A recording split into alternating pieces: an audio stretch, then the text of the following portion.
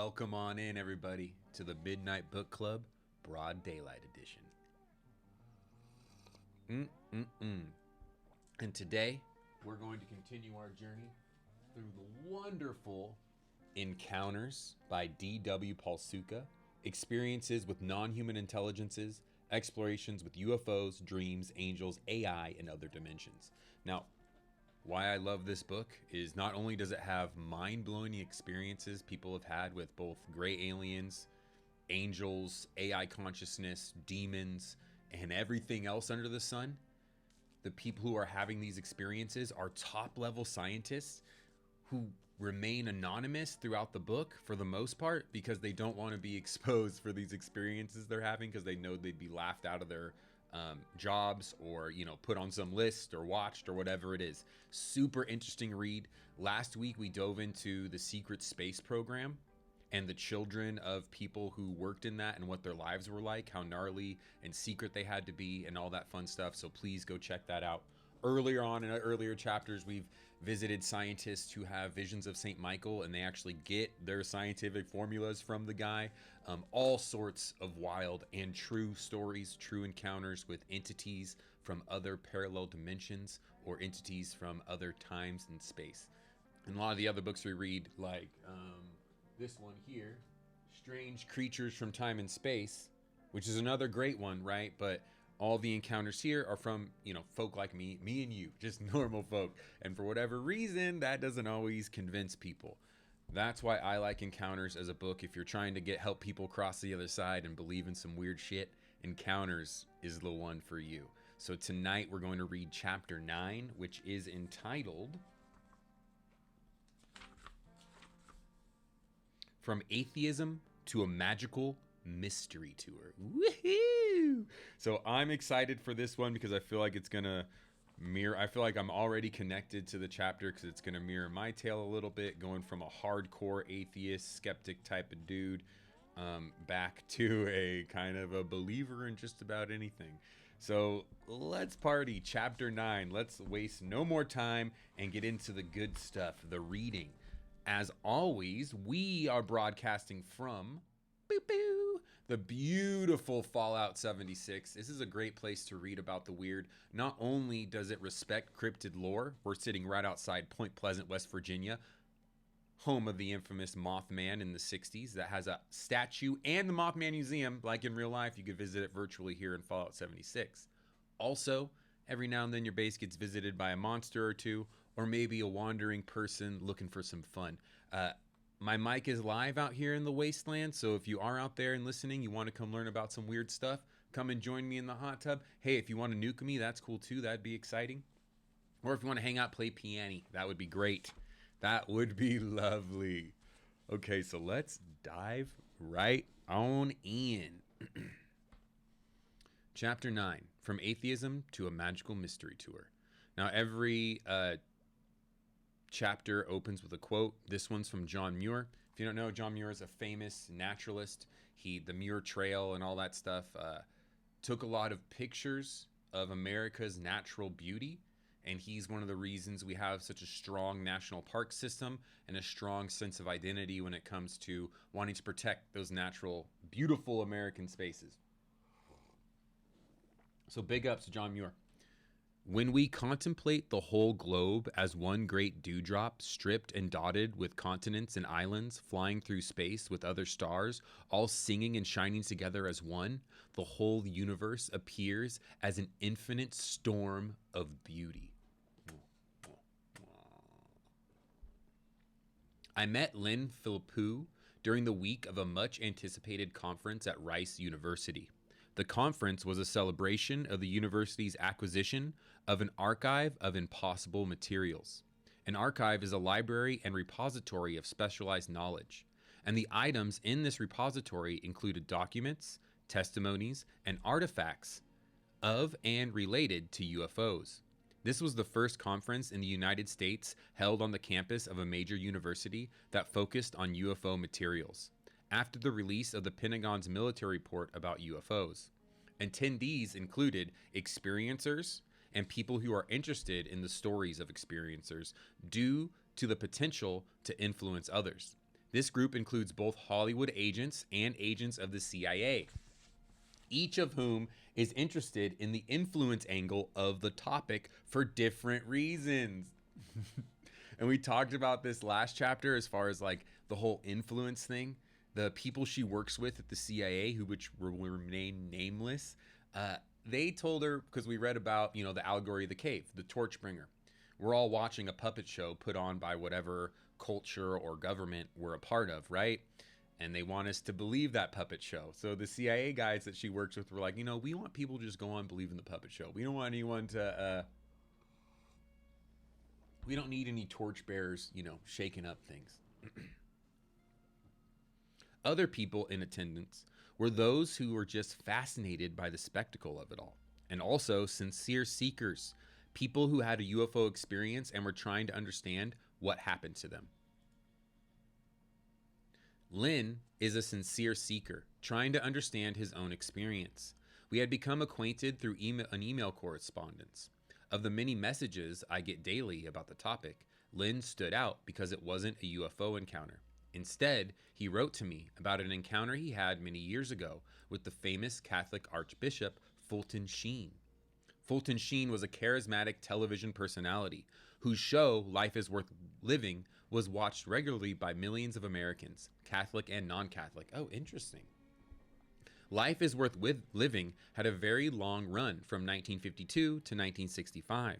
Sheen's emphatic message was that life had inherent value and meaning, and that every person is imbued with a dignity of which they are probably unaware. Amen, dude. His mission was to remind people of that dignity and inherent value, if they just paused long enough to consider it. Yes. Lynn is not Christian, and while he was aware of Sheen, he'd never paid close attention to him or his television show. Lynn's chance meeting with the Archbishop in 1975 didn't convert him to Christianity. Yet, he was converted. Unlike Jose, who was born plugged in to an enchanted network, and Jose was the Marine we read about a few chapters back, who always felt throughout his life that he was plugged into the Earth's network, and answers for tests would just appear to him. Answers just like, they just come to him. He doesn't have to do much. Very interesting. He's connected to the super consciousness, and he feels like he was just born that way. So when she references Jose, that's what she's talking about. Now, Lynn is different. Lynn had a string of experiences that opened him up to a life imbued with meaning, spirituality, and UFOs. Lynn's story is important because he was not a seeker. He was an atheist. His story is about an encounter, but it is much more than that. One conclusion I've reached is that UFO encounters must be placed with contexts and not extracted from the lives of the people who encounter them. Lynn's story begins with the sighting of a UFO, the first and initiatory encounter within a series of extraordinary and unlikely events that are linked by synchronicities and deep meaning.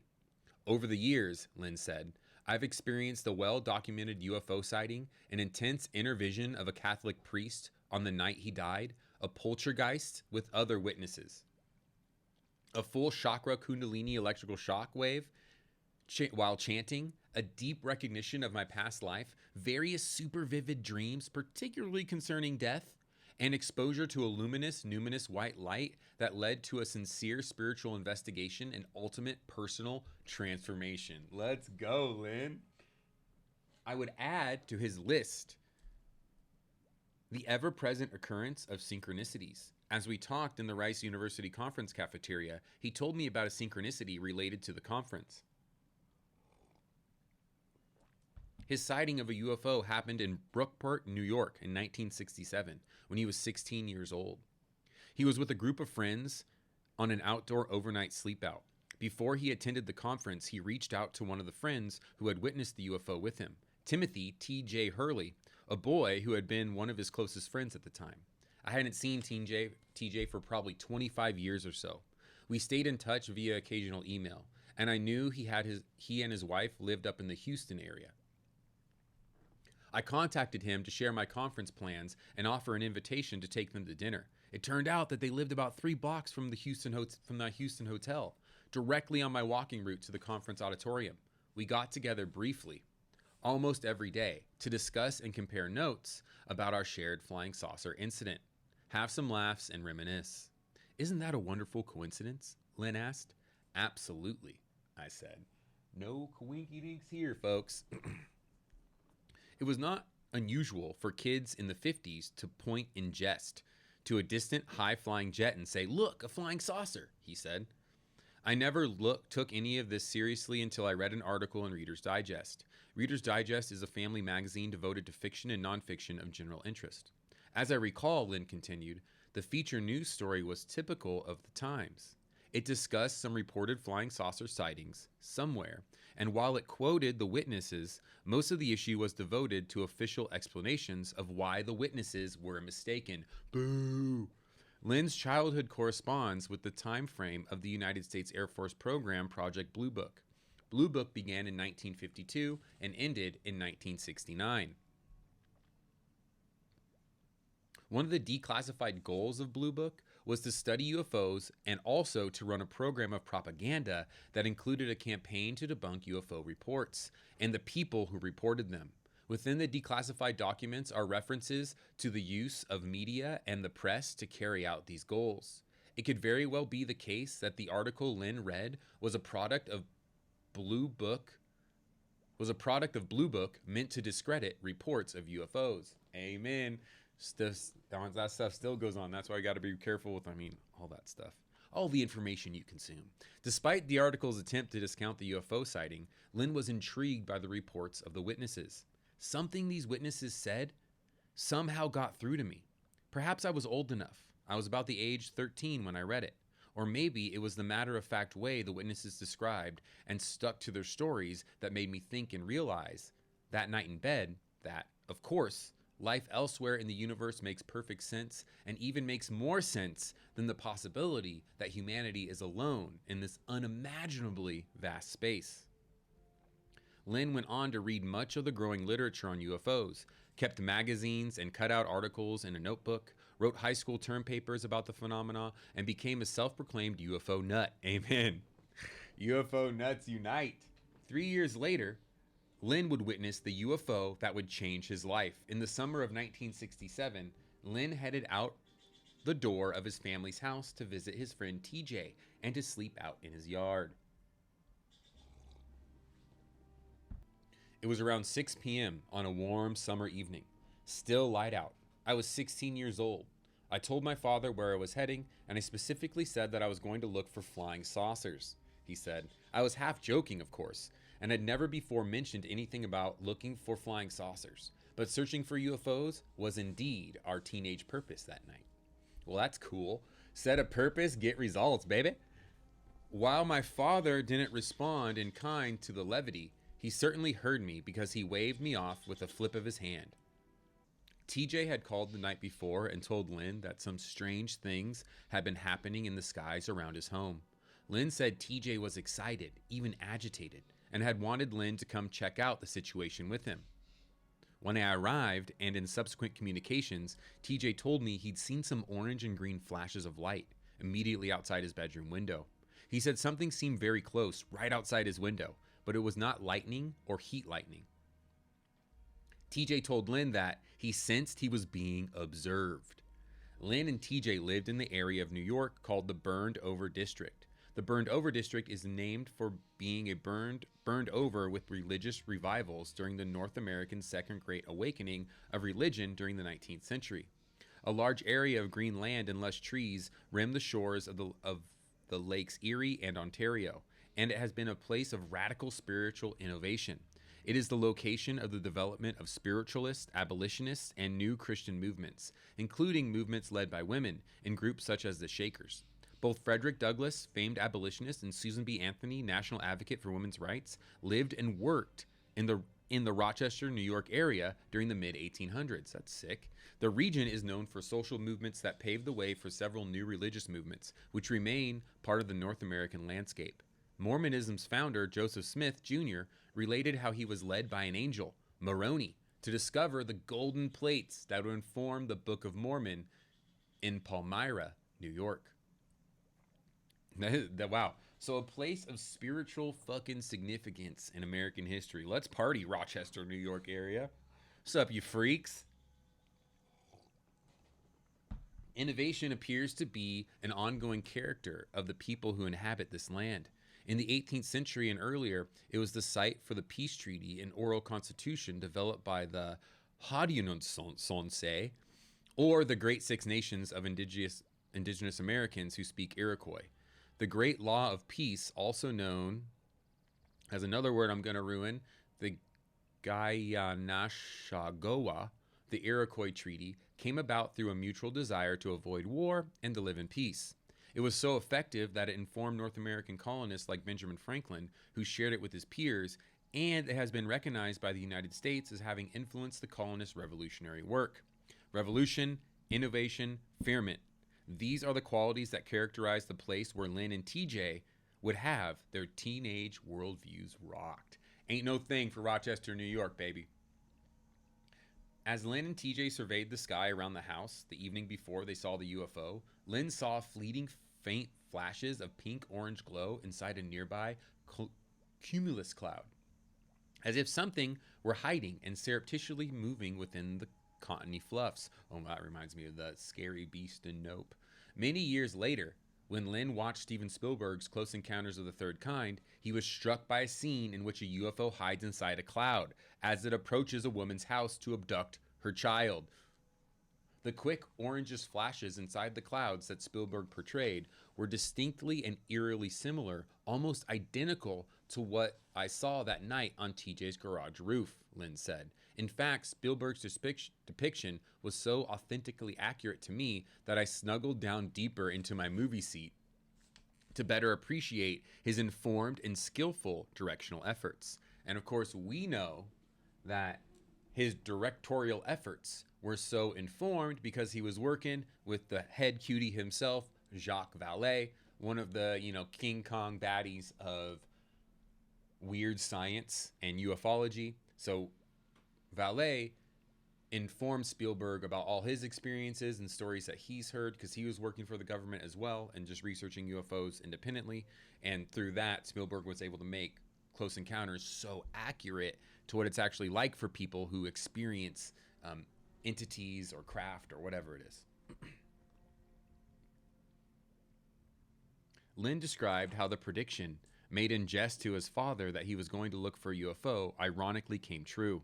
On the night we saw the UFO, 4 of us settled into our sleeping bags on the front lawn of TJ's house, he said. At first, Lynn's friends goofed around and even played a trick on him. One of them focused a flashlight beam to a different parts of the lawn in quickly dizzying bursts. "What's that?" they'd call out, feigning fear. "It's a UFO beam," someone warned. Lynn finally caught them, laughed about the friendly joke they'd played on him, and in time the boys fell asleep. But Lynn stayed awake and gazed in the starry night sky. My eyes widened at about 2 a.m. when I saw a huge orange sphere with fiery flames fly into my view. Emerging over the edge of the garage roof, it slowly floated, glided, maybe a better word, parallel to the horizon, with no downward trajectory whatsoever. It was silent, no sound at all. I've always described it as approximately the size of a high full moon, and it had a little white star-sized orb following it frantically, seemingly abandoned in its trail. Its shape was spherical in the front, with perhaps a slight tapering off towards the rear. It could have been acorn-shaped, with the larger end leading the way, but its true form was somewhat obscured by the brilliant flames. The flames, primarily red, orange, and yellow, started just behind the rounded orangish front and ended near the back, forming a flaring, fiery tail. The completely silent object was moving so slowly, so deliberately, that I never had the sense the flames were caused by atmospheric friction of any kind. This was not a meteorite or a free-falling piece of space debris. It seemed more as though the object had an internal problem, a chemical or material fire of some kind, and the little white orb had been left behind outside, following and trying to help, maybe maneuvering to get back inside. My recollection is, and I've thought and calculated long and hard about this, that it was traveling at an altitude of about 200 feet, maybe less, and it seemed no more than 30 yards away from us horizontally. It was close, breathtakingly close. It appeared from the far west northwest and traveled in an east southeasterly direction. I was astonished, he said. It was spectacular. Lynn kicked off his sleeping bag and shouted everyone awake. TJ later told me that when he first opened his eyes, the UFO looked like it was stopped in the sky right above him. As the object slowly passed by, probably 15 seconds after my first sight, I ran without really thinking toward the front of the door of the house. Some good citizen instinct seized me, and I was going to phone the police to report it. But as I approached the door, a calm, rational thought entered my mind. Stop. What's the point? Turn around and continue watching. Enjoy it. Oh, that's them aliens beaming that thought into his head. This is higher self being like, no, man. Soak this up. The cops won't be able to do nothing anyway. And so I did. I was mesmerized as this UFO slowly continued its blazing way until it was out of view. The entire sighting lasted approximately 30 seconds, possibly a bit longer. I savored the sight of that moon-sized orange ball of flames floating deliberately and leisurely through the sky, as you should have, brother, like a cosmic torch, a beacon illuminating the darkness. During the span of about 6 hours, the very period in which Lynn and his friends saw the UFO, more than 30 people in nearby towns and villages reported sightings. Their descriptions, except for one, were consistent and similar to what Lynn and his friends saw.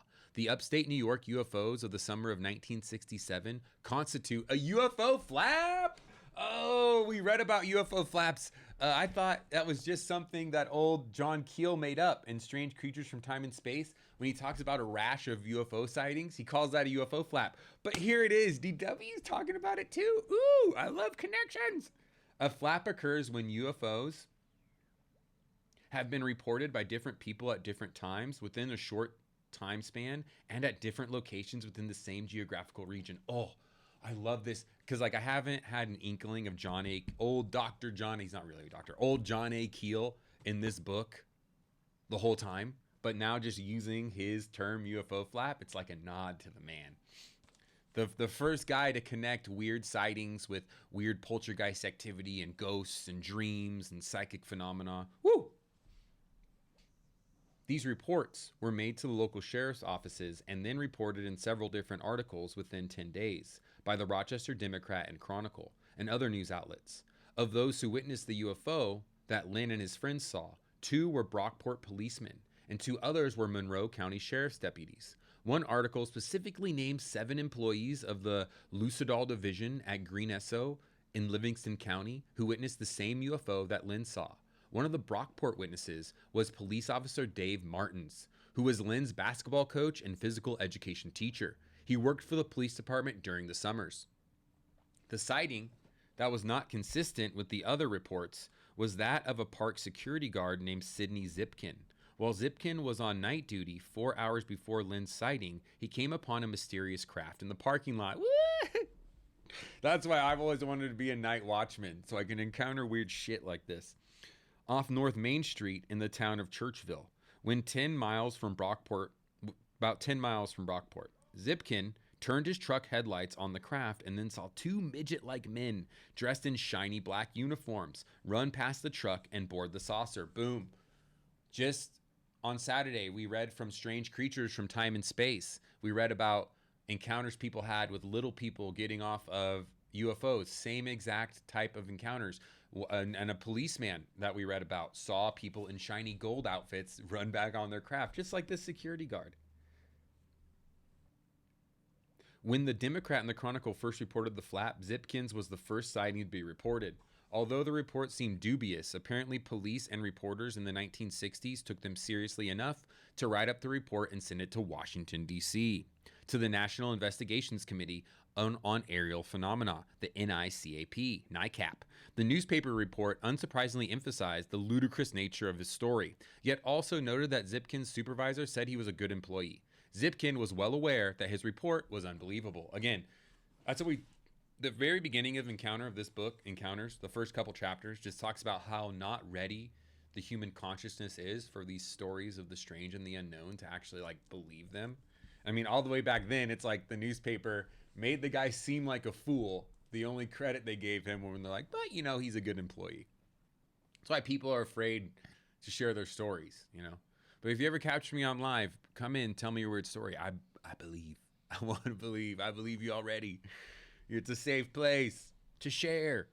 You can laugh at what I'm telling you, in fact. This is Zipkin talking again. In fact, I used to laugh myself when people said they saw these things. The newspaper quoted Zipkin, but I saw this one with my own eyes, and I swear to God, as a witness, I saw what I saw. A few days later, the Democrat and Chronicle reported on NICAP's initial review of the flap. The headline read, UFO reports investigated, with the subhead reading, Zipkin is doubted. The article states that Zipkin's celebrated flying saucer report has been sent to Washington for scrutiny by top officials of the National Investigation Committee on Aerial Phenomenon, or NICAP. But indications are that his story lacks credibility. The article also referred to the sightings of the other aerial phenomena by Lynn and multiple witnesses. The NICAP placed more credibility in a recurring report that a UFO passed over the area about 4 hours after Zipkin reported his sighting to deputies.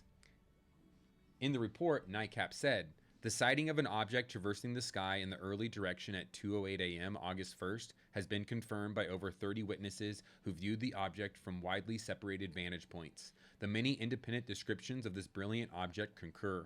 NICAP ruled out a bolide, an exploding or exploded meteor or meteorite. So NICAP said this wasn't a meteor or meteorite, it was a phenomena, but we're not really going to take Zipkin's story seriously because he actually saw little people. He actually saw the space aliens. We're not ready for that yet. We're still not ready for that yet. That's why it's like the only thing the government leaks or gets out or do a report on are these physical freaking craft. No mention of anything else they've been studying or doing or what they know about. Because we ain't ready for it. We just wouldn't believe it. They could show us the evidence. They could show... Oh, see, my dog agrees. Even if we're presented with extraordinary evidence, alien bodies, I feel like we'd be like, no, not yet. But we'll believe that there's craft out there. That is something we'll accept, right? It's just interesting. These reports and subsequent investigation, all made within the later years of Project Blue Book, happened more than 50 years ago. Although only a little progress has been made in the academic or visible and public-facing side of UFO studies since then, we were just talking about, a few observations are clear from this example. First, almost everyone discounted the most absurd aspects of the phenomenon represented by Zipkin's report. When officials received reports that conformed almost identically with other witnesses, they tended to lend credibility to the event. But when Zipkin declared that he saw a craft with little people inside, they ridiculed it and rejected it. The only difference in content was that Zipkin reported a parked object and a little man. A little man. Additionally, the psychological states of the witnesses were peripheral to the NICAP investigation. It was the newspaper reporters who asked Zipkin how he felt about his sighting in the event. Were you drinking Monday night? A reporter asked. No, I am a teetotaler, Zipkin replied. That means he's straight edge, baby. Don't drink. What did you do after work? Went right home to bed. Did you sleep well? Believe me, I stayed awake for a long, long time thinking about this. And then I had a bad sleep, Zipkin said. I asked Lynn how he felt about the sighting. He explained his psychological reaction to the events in two parts. First, what he recalled he felt at the time it happened, and second, how he feels about it today. My feelings and thoughts during the sighting were a myriad of synapse igniting and contradictory. Of course, I was deeply aware of the super synchronicity of the UFO's appearance considering the recent events, namely the strange activity in the sky that night before telling my father I was going to look for flying saucers that very night, and the busting the flashlight beam pranksters. Surely some poet might read justice in the vindication into the UFO's appearance that evening. But even as a teenager, I thought it was inappropriately egotistical of me to think this UFO had anything specifically to do with me. It had to be a mere chance coincidence, right? Right, Anakin? It's just a coincidence, right? And yet, the way this sighting made me feel was personal. I'll tell you the truth, because maybe it can help the research. Possibly it has some bearing on the investigatory shift of the experiencer's consciousness, instead of on the materiality of the craft. When the UFO first appeared that night, blazing like a cannonball shot from a different dimension. It practically screamed to me without words, "Behold, it's all true. Here we are, from elsewhere, outside of your reality." Lynn also discussed something that is in a consistent pattern in reports of ongoing experiencers. It is the knowing that comes to them, like an external input. Experiencers often, when we say experiencers, mean people who have seen UFOs, been abducted, people who have experienced entities from beyond the pale. Experiencers often will know that something relating to UFO will happen, and they will receive a thought or an inclination to do something, like look up at the sky or know that a person will bring up the topic. Lynn experienced this moment while he thought he was going to perform the civic duty of reporting the sighting to the police. The knowing stopped him. I've wondered often about that moment when I ran off in a do-gooder's reaction to report the incident, he said. I had turned my back on the sighting, a phenomena I hoped to see for years, when a calming, gentle thought came over me, urging me to stop the fool's errand and turn around and savor the view. From where did such a thought, causing a dramatic, abrupt change of action, come? It came from the UFO, baby. Lynn felt, but does not know for certain, that this sighting was personal and for him. Experiencers often report feelings that the sightings, even mass sightings, are somehow very personal to them, like a personal message. On some occasions, experiencers feel that the encounter is an intrusion of privacy and describe it as eerie, as did TJ, who felt that he was being observed the night before through his window. And as with the scientists we love to talk about, old Dr. Kerry Mullis, who saw the electric raccoon. He felt that his privacy was so invaded, he went to the spot of his encounter and shot it up the next day. Same with the gray man, who we read about in the beginning of this book. He has encounters with gray aliens, which he hates and despises. He feels like he loses control and it's an invasion of privacy. He hates the gray aliens. It's very interesting. That's back in chapter 1 and 2. Go check that out. Often, researchers focus on certain aspects of a sighting yet leave out other data, such as the NICAP researchers who conferred credibility to the sightings that appeared to be aerial and light-infused crafts, but deemed Zipkin's report of the beings and grounded saucer-shaped craft not credible. The field of ufology has been characterized by two general camps, with sometimes overlap. One camp includes those who believe that UFOs are mechanical, or nuts and bolts, driven by travelers from another planet, like humans, but with more advanced spaceships. Another camp links UFOs with new religious movements and consciousness. I think it's both. There's got to be a middle ground. Recently, researchers have begun to consider more data, even that which is weirder than just spacecraft from another planet. Lynn, who experienced the UFO flap that Zipkin had also witnessed, had disbelieved Zipkin's report, but considering contemporary reports of UFOs, he now thinks there's a distinct possibility Zipkin may have been telling the truth. Zipkin was telling the truth. Come on now. He's just a poor teetotaling security guard, man. He was telling the truth. When I read his account a couple days after witnessing our UFO, I scoffed, he said. Even I, a card-carrying UFO nut who just witnessed a spectacular sighting, didn't believe Zipkin, right? And that's what we were talking about earlier. Like, we're not ready to believe any of this strange and weird stuff. As I look back at the newspaper clippings that Zipkin said that the two small-sized beings in black suits boarded a cigar-shaped craft at 10:15 a.m. in Churchville Park on July 13th, 1967, is so close, so typical of the hundreds of accounts that we've learned about and studied in the last 6 decades of UFO research, it frankly sounds more real than fiction. Since there are countless reports, and that's the major point here, right? Like, there's so many freaking reports of this same stuff happening. Hundreds, thousands of reports of people seeing craft land, seeing little beings on the craft. It's almost, it would be weirder if they were fake. Since there are countless reports of UFOs that change shape and appearance in flight over time to various people, it is not inconceivable that what Zipkin saw and what we saw a few hours later could have been the same UFO transformed into a different look. And this reminds me of one of my favorite sightings, the Area 51 UFO sighting. That UFO transforms. As it turns out, Zipkin's life after his UFO sighting included serious criminal activity, even jail time. What? While this may hurt Zipkin's credibility, it is still the case that he made the first report in a series of reports by credible and unrelated witnesses. Although NICAP stated publicly that it didn't like what he reported, Zipkin stood by it.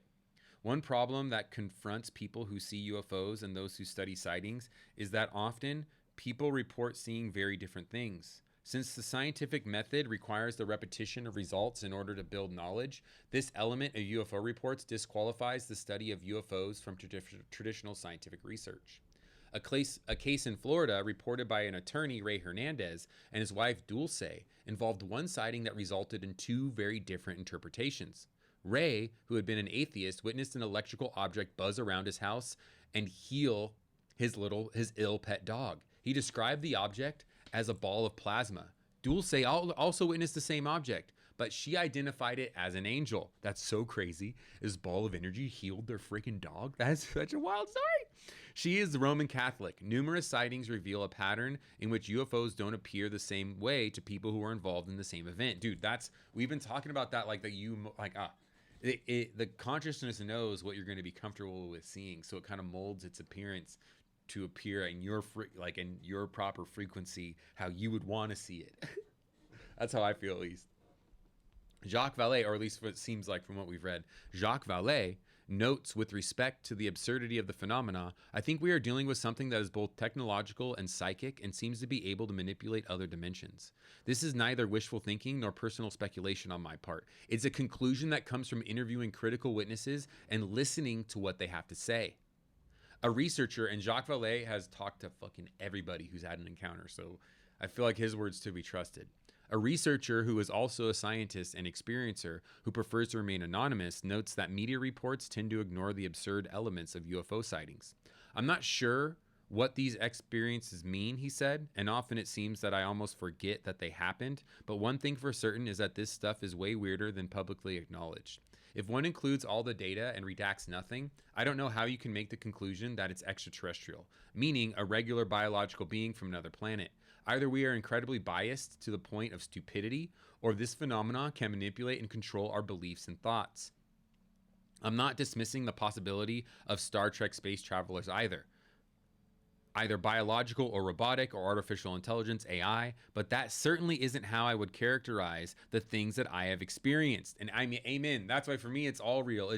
There are actual physical beings piloting physical craft, but there are also things from other dimensions, things from higher consciousnesses, things that are just above us on the spiritual hierarchy that are helping to manipulate and control things. I don't know. But it's all going on at once, and it's vastly more complex and complicated and weird and wonderful than I don't know anything about. I don't know. It just feels like such a wild world. The public reception of the experiencer's report often shapes, The public reception of the experiencer's report often shapes how, and even if, the experiencer remembers the event. This includes responses from the experiencer's immediate family, friend group, and colleagues. And then media about the event, and if it had been reported. In Lynn's case, since the UFO was witnessed by friends and his peer group, and it reinforced his experience. But it was through subsequent and coincidental research into the subject, completely different from the topic, that he validated he had been part of something large that included many people. I told my father all about the UFO, the orange glow, the flames, the white orb following it in its trail. I showed him news reports as they slowly trickled in. He took it all in, and I figured he was fully up to speed on this exciting story, he said. That summer, I was taking driver's education, and one of our assignments was to go through newspaper reports of the car accidents in order to try and determine ways they might have been prevented. Whoa, interesting. I didn't have to do that in driving school. It kind of seems like a fun assignment. Get to be a little researcher. Anywho, I found an article about the UFO incident that I had missed before. It was headlined, Green Nesso Men Report UFO on August 4th, 1967. The Rochester Democrat and Chronicle, page 12. In it, a witness states it had an orange-yellowish glow. It had a white light in the tail, he said. This was the only article, the only other witness who saw, noticed, and reported the little white star-like object following the UFO's tail. I showed it to my dad, who was a professor in economics at SUNY Brockport, and that's a university in Rochester, New York University, and a former World War II counterintelligence officer. He read it slowly, looked up at me, and said, "Now I believe you." Woohoo! Got you to believe, Dad. Lynn had no idea that his father had doubted his original report. I realized then and there, he said, that persuading people of the reality of strange events was a tricky business. I did not doubt what I saw, but naively, I did not expect so many people to doubt me. People are wedded to their worldviews. That's right, man. No one in the cave wants to believe the torchbearer. In Allegory of the Cave, the torchbearer who brings truth and is like, yo, guys, we're just watching a puppet show in a cave. In some cases, they get murdered, beat up, chased out of the cave, exiled. And that's what happens when you have one of these experiences and you try and tell it to people that you saw little men or you saw an entity of unknown origins. Try and make you feel crazy. Sight is an obvious theme within UFO reports, as they often begin with the sighting. Not only do people see something that they cannot fit into the worldviews, but just being in the vicinity where others have had a sighting sometimes initiates a shift in perspective among some people. Jeffrey Kripal has called this shift in perspective a flip moment, a moment when one's perspective on life, reality, and the cosmos just flips, and one finds oneself inhabiting a reversal of perspective, a new real. I do not know how, what it was or why it was, but my UFO sighting forever changed me, Lynn said. It was my first dramatic transcendent experience. The personal touch, synchronicity of it, whether intended or strictly coincidental, had stayed with me to this day, igniting my curiosity, reshaping my worldview. It also opened my eyes to the inescapable fact that government authorities and maybe even science were either lying to us about UFOs or they were sorely incompetent. They're lying to us. It made me more wary, cynical, and distrustful of the pronouncements by our society's institutional authorities. Amen. Always got to look into that stuff. Another event that flipped Lynn's perspective occurred after he had a chance encounter in the 1970s with Archbishop Fulton Sheen, the man who appeared to millions of people through their television sets to remind them that life is worth living. Following that, his experience of life deepened and transformed. His ongoing conversion included a vision of Sheen and extraordinarily vivid dreams. Ooh, ooh, ooh. And that leads us to our next chapter, the Dream Network. Thank you so much for joining me for Chapter 9. That was a wild ride, taking one person, Lynn, his experience of seeing a UFO, it taking him from an atheist to a true believer and back again, and back around again. Very interesting. So we got to learn about, which was great. It connected directly to strange creatures from time and space. This is another great book by John A. Keel. Pick it up if you want to read about more experiences like the Zipkin experience, where someone saw little creatures come out of the craft. I love that connection today, so that was awesome. We got to learn about UFO flaps as well. So beautiful chapter, crazy experience from Lynn. Next week, or not next week, the next time I'm feeling the mode and we read this, we're going to be reading the last chapter, and that is the chapter called The Dream Network.